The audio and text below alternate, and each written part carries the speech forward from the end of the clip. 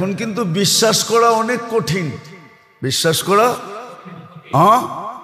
টুপি দেখবেন, জুব্বা দেখবেন, দাড়ি দেখবেন, তসবিহ দেখবেন, কিন্তু ভিতরে ভিতরে দেখবেন ওর নেফাক আছে,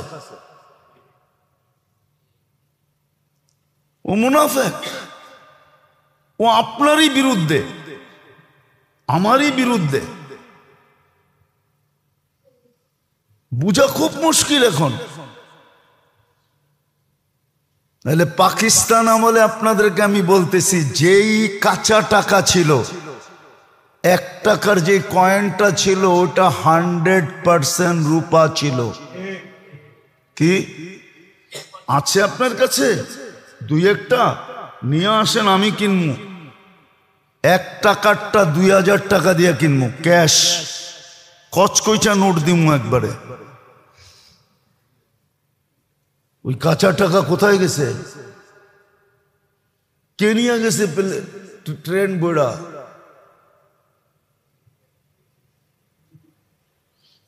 কে নিয়ে গেছে ট্রেন বইড়া? ওটি তো সব রূপা ছিল, পিওর রূপা। 1 তোলা রূপা ছিল, 1 তোলা, একবারে মাপা। এখনো 2-1টা আমাদের তাঁতি বাজারে আছে, যেটা তোলা মাপার জন্য ওইটাই দিয়ে মাপে, আর তোলা লাগে না। কে নিয়ে গেছে? খালি ছিল না, আপনাকে খালি কইরা দিছে। আর বললাম না, আগে এতটুকুই বললাম।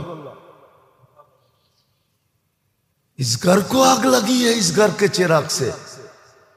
এই জন্যই আল্লাহ আমাদেরকে শিক্ষা দিছিলেন যে মুসিবত যখন আসে, অন্যের কথা বাদ দিয়া তোমরা, যাদেরকে আমি সদিচ্ছায় মুসলমানের ঘরে অস্তিত্ব দিছি, উম্মতে মুহাম্মদী বানাইছি তোমার বেনিফিটের জন্য, তুমি লাভবান হবে এই জন্য, চির জান্নাত পাবে এই জন্য।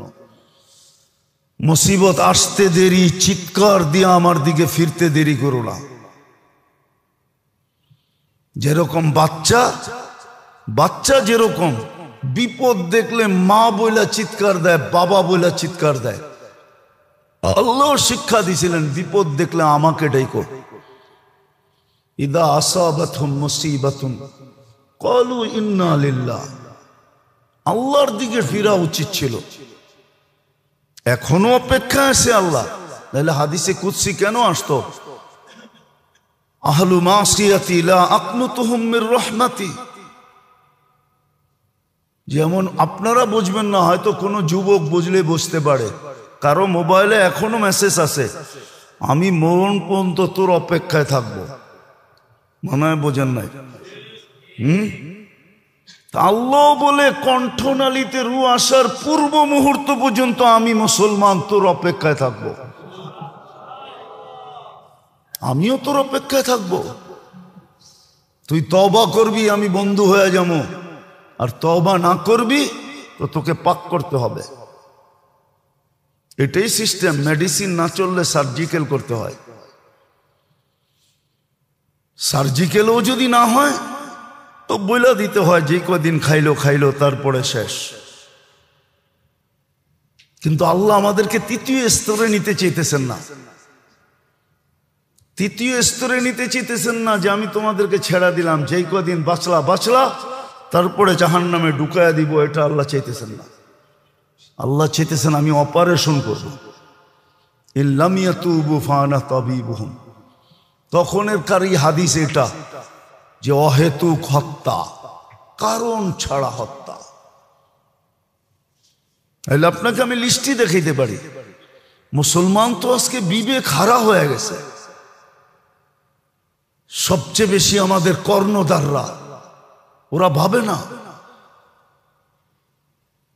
আপনি দেখান আমাকে 60 লক্ষ ইহুদি মারছে কে? হিটলারের নামের সামনে টেরোরিস্ট আছে কিনা দেখান। চ্যালেঞ্জ আপনার সাথে। দুনিয়াতে এই পর্যন্ত সবচেয়ে বেশি মানুষ যারা মারছে, যারা দুনিয়ার থেকে চলে গেছে, একজনের নামের সামনে টেরোরিস্ট আছে কিনা দেখেন। কিন্তু আমি বলতেছি, মিডিয়ায় যেতেছে সর্বপ্রথম মিডিয়াওয়ালা এদেরকে স্যাংশন লাগাবে, এদের ভিডিও চলবে না। ইন্ডিয়ার বিরুদ্ধে কেন বললো ভিডিও চলবে না? টেরোরিস্ট শব্দটা মানে পয়দাই হয়েছে মুসলমানের লেগা, অথচ আপনি ইতিহাস উঠান, সবার বেশিরভাগ নামের সামনে হিরু লেখা আছে, টেরোরিস্ট একজনের নামের সামনে লেখা নেই। আজও দুনিয়া বলে না। টেরোরিস্ট শব্দটা তৈরি হয়েছে আপনার জন্য, আর ওইটি আমার দেশের মানুষও ব্যবহার করে, আমার দেশের মানুষও ব্যবহার করে, আমার দেশের মানুষও ব্যবহার করে, এরাও ব্যবহার করে। অতীতেও ব্যবহার হয়েছে, সামনে হইব কিনা জানি না, সামনেও হবে। এই শব্দই ব্যবহার করা দমন পীড়ন চলতে থাকবে, ঠিক না? কেন এই শব্দই ব্যবহার হবে। অথচ মুসলমান একটু কিছু বললি,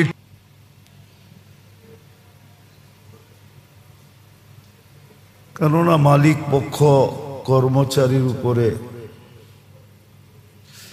সাহায্য করে, সহানুভূতিও দেখায়, বিদায় যতটুক প্রাপ্য এর চেয়ে বেশি আশা করে, আর এটাই চিরাচরিত নিয়ম।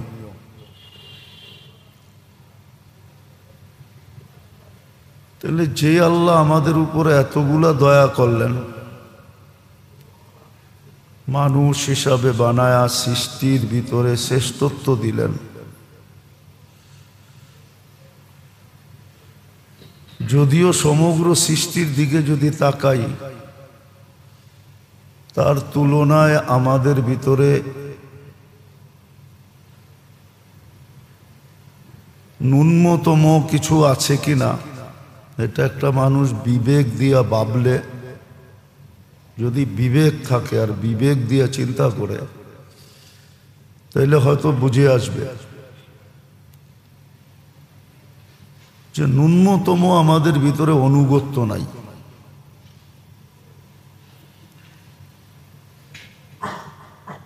ন্যূনতম অনুগত্য আমাদের ভিতরে নাই।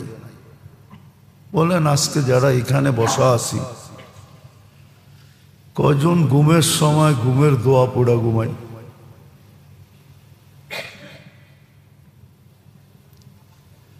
কয়জন ঘুমের দোয়া জানি? অথচ ঘুমের দোয়াটা তো আমার সেফটির জন্য ছিল, আল্লাহর জন্য তো ছিল না। ঘুমের দোয়াটা কিন্তু আমার সুরক্ষার জন্য ছিল।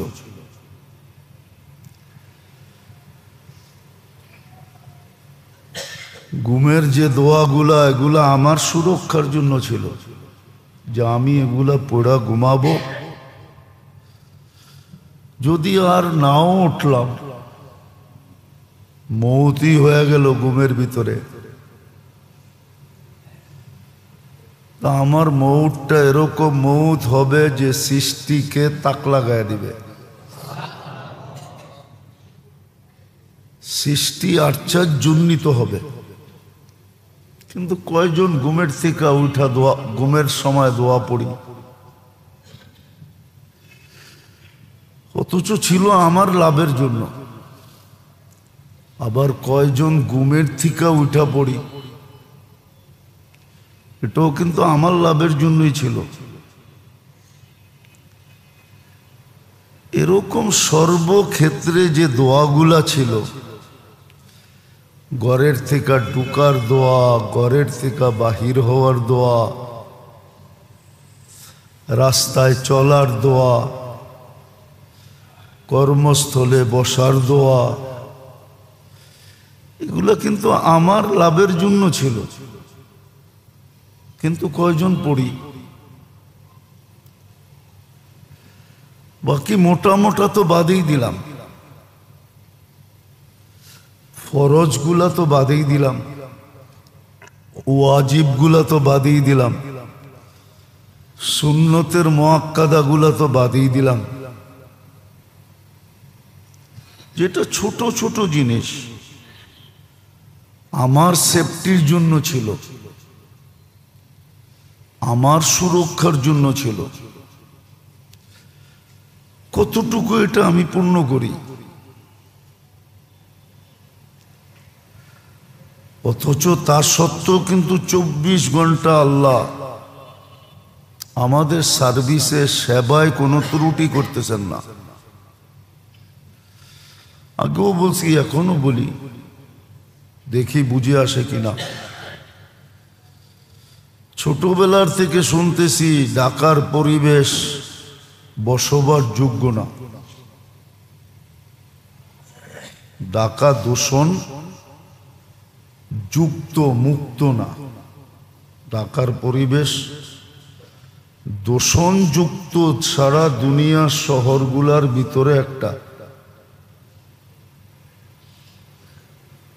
যদি দূষণযুক্ত শহরে থাইকা যুক্তি তো এটা বলে যে প্রতিদিন ঢাকার শত শত হাজারো মানুষ অসুস্থ হবে আর হাসপাতালগুলা ভরা থাকবে, আর অতিষ্ঠ হইয়া মানুষ ঢাকার থেকে বাহিরের দিকে ছুটতে থাকবে। কিন্তু ঢাকায় তো ডেলি মানুষ বাড়তেছে, কমতেছে না তো।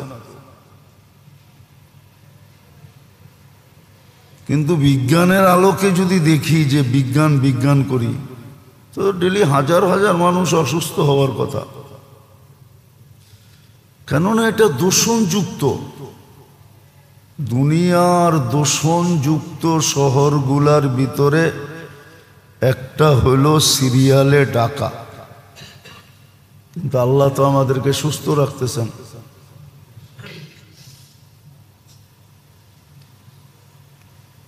আল্লাহ আমাদেরকে সুস্থ রাখতেছেন।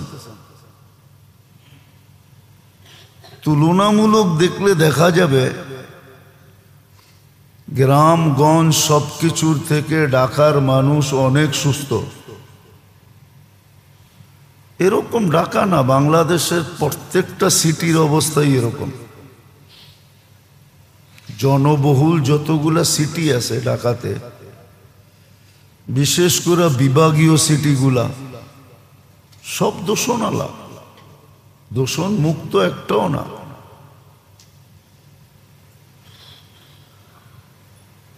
সব দূষণযুক্ত। তো আল্লাহ যে আপনাকে আমাকে 24 ঘন্টা সার্ভিস দিতেছেন, সেবা দিতেছেন, উইদাউট পে, কারো কাছ থেকে কোনো বিনিময় নেন না, বরং করণীয় যা আমাকে দিছিলেন ওটা আল্লাহর জন্য দেন নাই।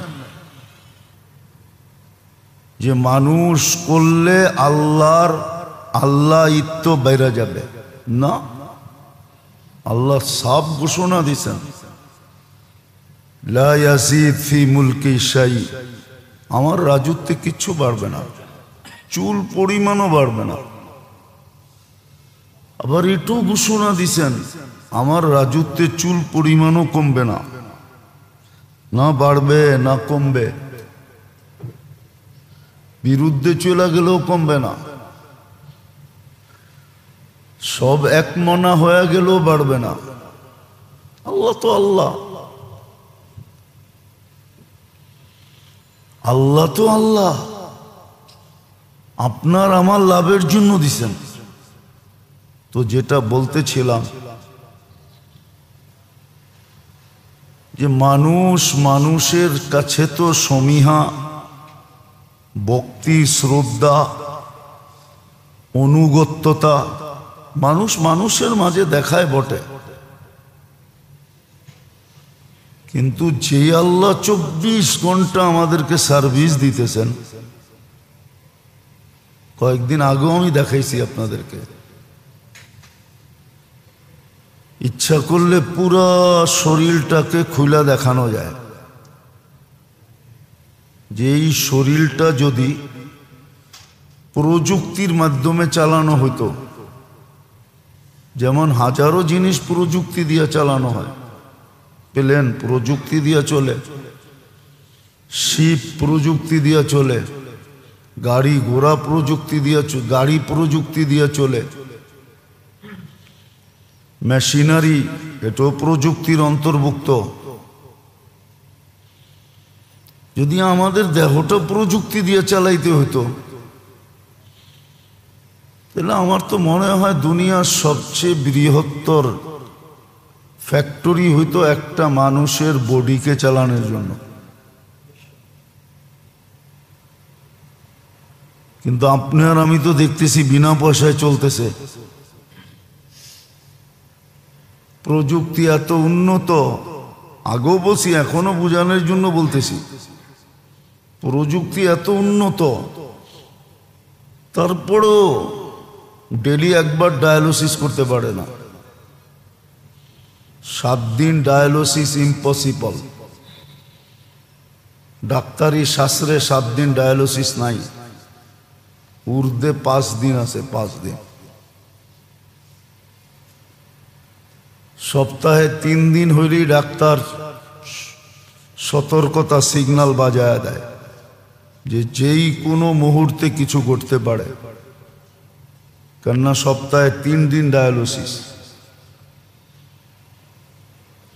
আর 72 ঘন্টার ভিতরে 12 ঘন্টা লাগে ডায়ালিসিসে। 3 4 12, 4 ঘন্টা একবার ডায়ালিসিস। ওই আল্লাহ তো কুদরত দিয়ে আপনাকে ডেলি 36 বার ডায়ালিসিস করে। 36 বার ডায়ালিসিস 24 ঘন্টায়।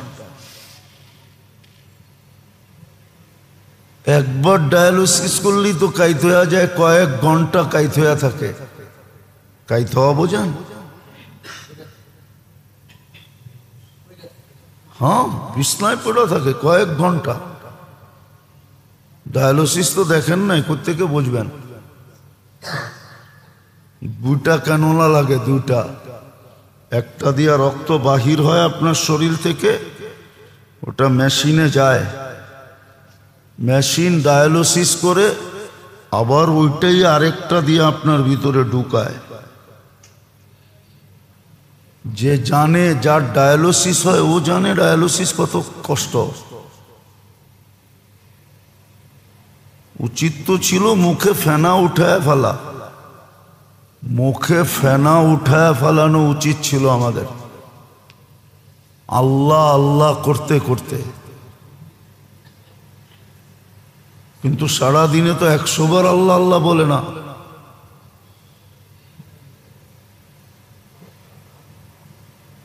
এত কিছু বুঝানোর একটা উদ্দেশ্য আছে।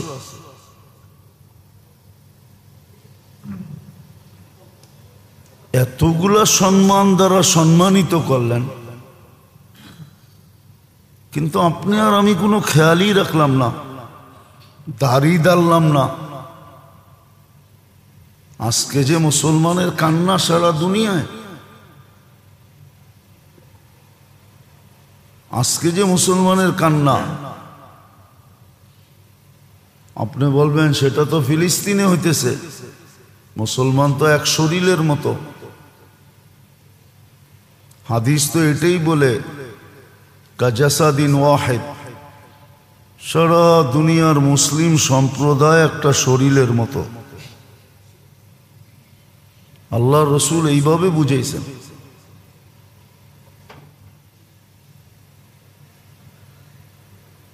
যে চোখে যদি ব্যথা হয় তো সারা শরীর ব্যথিত হয়, সারা শরীরই তার জন্য দৌড়ায়। অঙ্গের কোনো একটা অঙ্গ নাই যেটা কাজ না করে। তো মুসলমান তো একটা শরীরের মতো ছিল। আরেকদিকে যদি তাকাই তো আল্লাহ তো জুলুমও করেন না।